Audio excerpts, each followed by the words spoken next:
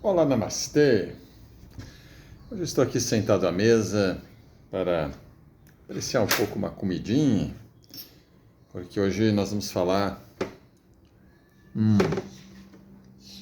de mitos relacionados à alimentação. Não, mitos sobre alimentação relacionados ao yoga, é isso? Acho que é. Peraí, gente. Eu acho que melhor eu parar de comer, né? Então, a primeira coisa importante, quando a gente vai falar de mitos relacionados à alimentação no yoga, é pensar não só no que se come. Hoje se dá muita ênfase ao que se come, mas pouca ênfase muitas vezes ao como se come. Então seria correto, principalmente para quem está praticando yoga, ensinando yoga, comer enquanto faz outra coisa, como eu estava fazendo agora, comendo e gravando o vídeo. Acho melhor não, né? Além de falar com a boca cheia, que é uma falta de educação, né, seu Gerson? Mas eu acho que pelo menos tomar um cafezinho enquanto falo, eu acho que não teria problema, né? Bom, exceto pelo fato de que, acho que nos textos se fala para evitar coisas que são muito estimulantes, então talvez o café se inclua nisso, mas eles não falam de café. Bom, mas também não tinha o hábito de tomar café na Índia, quando esses textos foram escritos, né? Então deve deixar o café também de lado, a frutinha, né? Também de lado. É complicado, né? Você ter que falar e a comida aqui do lado e a gente... Mas vamos para o que interessa. Então, o que seria o ideal, né, para o yoga em relação à alimentação? O que diriam os textos? O que, de certa forma, na tradição é valorizado e o que se pensa dentro de uma visão mais popular sobre o que seria a alimentação do yoga? Então, muitas vezes a gente vê nessa visão popular, no nosso mundo contemporâneo, a ideia de que o yoga tem que ter uma alimentação orgânica, vegana, com frutas, com hortaliças, com tudo isto. De um certo modo, não é nada mal tudo isso.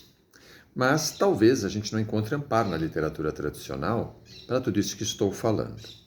E aí vamos lembrar isso recorrendo aos textos, mas também depois relativizar o que os textos dizem.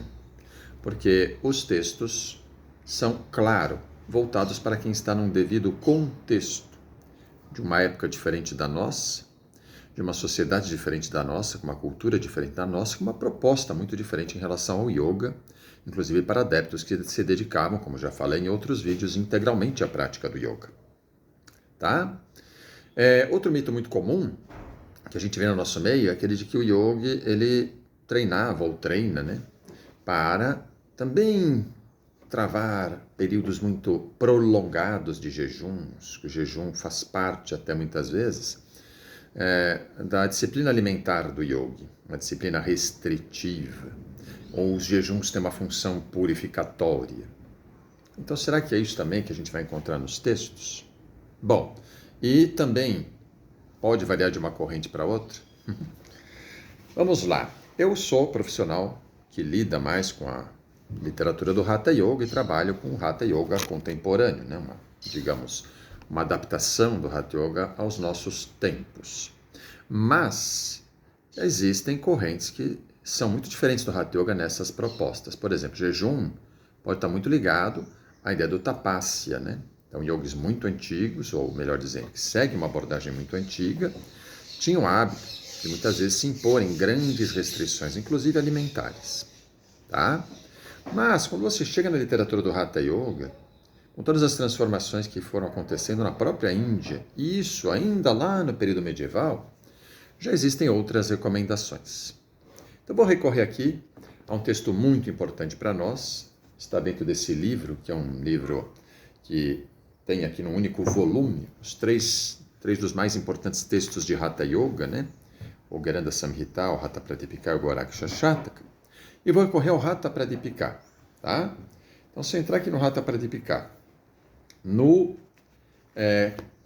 capítulo 1, no parágrafo 16, inclusive recorrendo aos comentários de Brahmananda, né? Ele vai citar 10 yamas no Hatha Pradipika. Patanjali fala de 5 yamas, o Hatha Pradipika fala de 10. tá? E 10 niyamas, tá bom? E dentro dos 10 yamas, existe um conceito que não aparece em Patanjali, não aparece antes, que é de mitahara. E o que vem a ser mitahara?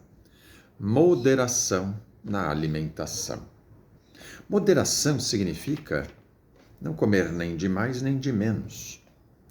Não comer a toda hora, nem ficar muito tempo sem comer. Moderação. E daí a gente já contradita um pouco a ideia dos jejuns prolongados. Por quê? Por que no Hatha Yoga isso não é indicado? Porque, em meu ver, opinião pessoal, as práticas de Hatha Yoga têm muitas técnicas que influenciam as funções digestivas. Usando uma linguagem tradicional, estimulam Jatar Agni, o nosso fogo digestório. E, consequentemente, é importante ter o que digerir, já que eu estou estimulando estas funções. Então, alimentação moderada. Isso também aparece nesse outro livro aqui, o Shiva Samhita, tá? Que também vai citar o conceito de mitahara, aqui no seu capítulo 3, tá? No parágrafo 20. O mitahara aqui aparece como condição para o sucesso.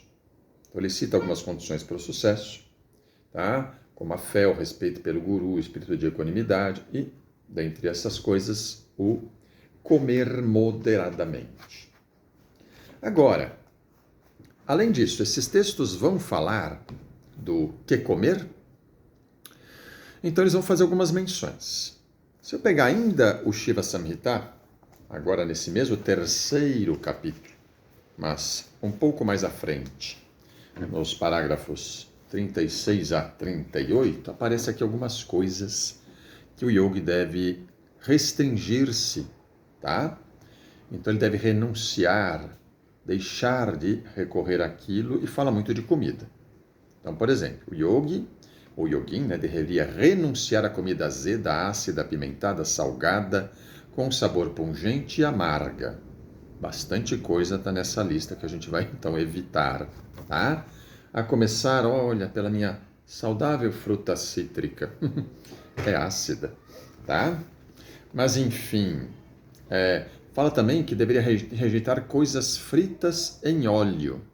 Ainda bem que pelo menos nessa eu acertei, porque a minha batatinha aqui não é frita, é cozida. Parar de comer e falar. Depois, o yogi também deve evitar comer muito. É uma outra menção que ele faz. Então, vamos comer moderadamente, como já está prescrito também no Hatha Pradipika. E aí outros textos, eu não vou entrar em detalhes de quais textos, quais parágrafos, que é muita coisa, mas de um modo geral, eu vou me ater a um resumo feito pela doutora Alicia Souto aqui na Essência do Hatha Yoga, sobre a questão da alimentação no Hatha Yoga, né? Lembrando aqui que ela faz um certo resumo, tá? Sobre essa importância da questão alimentar e o que ela diz aqui com base em vários textos. Que o yogin deve utilizar-se de um alimento que é lubrificante, suavemente doce, que ocupe 3/4 da capacidade do estômago, no máximo. Então, não lotar o estômago de comida. Mesmo que você coma poucas refeições, também não é para se entupir em cada refeição. Deve, além disso, ser nutritivo e agradável, deve conter leite e produtos derivados de leite. Ora, então ele já contraria a ideia de que o yogi deva ser vegano. Mas a gente entende que hoje, no contexto contemporâneo, há um argumento dentro desta visão vegana de mundo, né?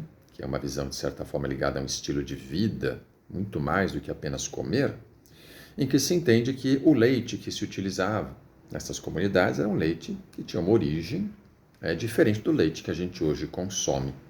Que além de ser um leite que depende de uma indústria que se utiliza de métodos que são questionáveis do ponto de vista de como se lida, como se maneja os animais, também acaba tendo, muitas vezes, uma série de outros aditivos, produzido dentro de uma indústria alimentar. Tá? E aí ele também vai reforçar aquelas coisas, vai falar para evitar amargo, ácido, picante, salgado, picante. Na Índia é difícil evitar, porque lá tudo eles botam pimenta. Então, veja que a própria comida indiana tradicional, ou mais comumente encontrada nas ruas, também não é uma comida indicada para os yogis, tá? E fala para evitar também comer muitas verduras, olha que curioso. Então a ideia de verduras hortaliças que eu tinha falado, também pode ser questionada com base nesses textos, tá? E evitar, aqui ele vai mais fundo, né? Fala, não deve consumir álcool, peixes e carnes em geral. Então, com base nisso, a gente pode concluir que a dieta do yogi, segundo essa literatura do Hatha Yoga tradicional, deve ser uma dieta lacto-vegetariana e evitando até alguns componentes também dentro dessa dieta lacto-vegetariana, principalmente aqueles ligados ao que é mais estimulante, ao que é mais ácido, mais picante, mais amargo e assim por diante, tá? Porém, a gente tem que ter bastante clareza também sobre relativizar um pouco isso com base no que você faz dentro do yoga e qual a sua proposta dentro do yoga, o quanto e o que você pratica e com que objetivo você pratica.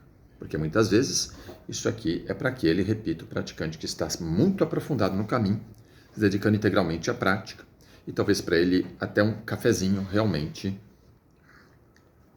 não seja indicado por ser estimulante. Agora, cá entre nós e cá para nós, temos que ter simplesmente bom senso. Essa é a dica que eu deixo no final desta mini aula de hoje. Bom senso ao se alimentar, para aqueles que hoje praticam yoga e têm como objetivo no yoga não necessariamente moksha, libertação, mas simplesmente viver um pouco melhor a partir da contribuição que o yoga tem para a nossa vida. Então vou ficando por aqui. Se gostou, dá um like. Namastê!